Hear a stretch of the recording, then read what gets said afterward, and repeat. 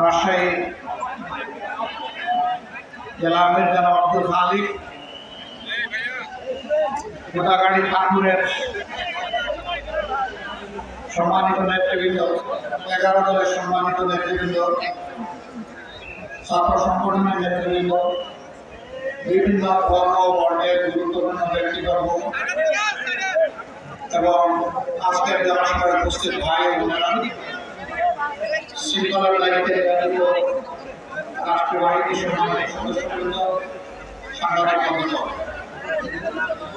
আজকে যেহেতু আরো বেশ কিছু কর্মসূচি আমাদের রয়েছে, সেই কারণে এখানে বিশেষ বড় একত্রিত হয়েছেন। আমরাই 11 দলে একত্রিত হয়েছি। এই জন্য দেখবেন যে আমাদের 11 দলের কোন ক্যান্ডিডেটের মাঝে কোনো জ্ঞান ডাকাত নাই, চাঁদাবাজ নাই, ঋণ খেলাপি নাই, মামলাবাজ নাই, নারীর ইজ্জত হরণকারী নাই, মানুষের অধিকার হরণকারী নাই। আমরা বেছে বেছে গুণে চেষ্টা করেছি। এরপরে ভুল হলে আল্লাহ যেন আমাদেরকে ক্ষমা করেন। কারণ আমরা এই বার্তাই জাতিকে দিয়েছি, আগামীতে একটা নতুন বাংলাদেশ আমরা করতে চাই। বলবেন যে তাইলে কি এই সীমানা বড় হয়ে যাবে নাকি?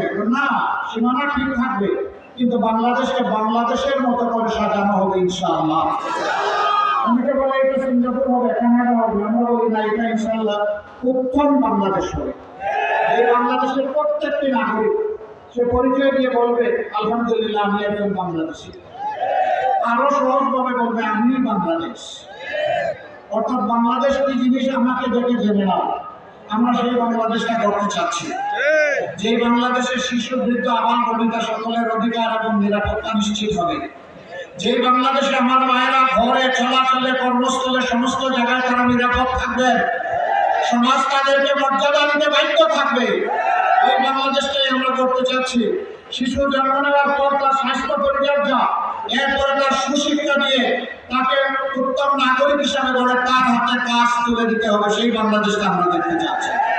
আমরা এমন কোন শিক্ষা ব্যবস্থা চাচ্ছি না যেটা বেকার তৈরি করে, বরঞ্চ আমরা সেই শিক্ষা ব্যবস্থা চাই যে শিক্ষা ব্যবস্থার লড়াকু একজন সৈনিক তৈরি করবে, যে আমার দেশটাকে গড়ে দিবে। আমাদের যুবকরা কারো কাছে বেকার কথা চায় না।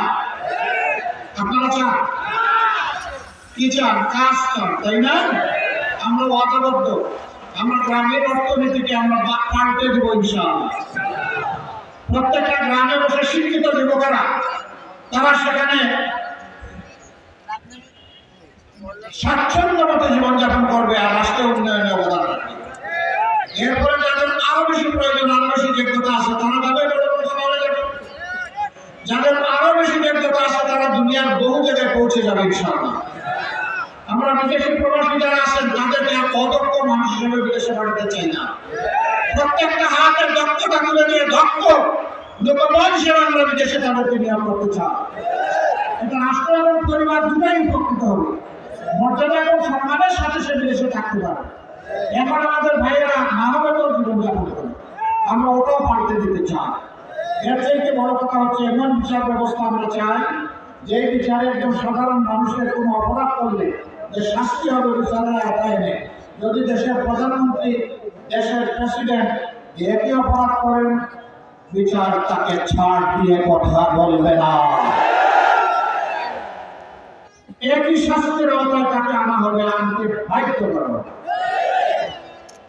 ন্যায় বিচার যখন সমাজে কায়েম হবে, জনগণ সর্বস্তরে তাদের ন্যায্য পাওনাটা অটোমেটিক্যালি পেয়ে যাবে। আমরা সেই বাংলাদেশটা চাচ্ছি যে বাংলাদেশে আমার মায়ের দিকে, আমার স্ত্রীর দিকে, আমার বোনের দিকে, আমার মেয়ের দিকে কোনো অভদ্র, কোনো দুষ্ট, কোনো বেয়াদব বাঁকা চোখে তাকানোর সাহস করবে। সেই বাংলাদেশ আমরা চাই। ওই বাংলাদেশ চাই যে বাংলাদেশে আর ধর্ম, বর্ণ, জাত পাতের ব্যবধানে জাতিকে আর টুকরা টুকরা করতে দেবে না। এই বাংলাদেশ ঐক্যবদ্ধ বাংলাদেশ। একজন মুসলমান, হিন্দু, বৌদ্ধ, খ্রিস্টান, তার ধর্মীয় পরিচয় যাই হোক, সে একজন বাংলাদেশী। আমার দেশের সংবিধান প্রত্যেকটি নাগরিককে সমান অধিকার নিশ্চিত করতে বাধ্য। কাউকে ধর্মের কারণে কারো বিচার থেকে বঞ্চিত করা যাবে না। শুধু দেখতে হবে সেই মানুষটা ওই কাজের জন্য উপযুক্ত কিনা। আর দেশের প্রতি তার দায়বদ্ধ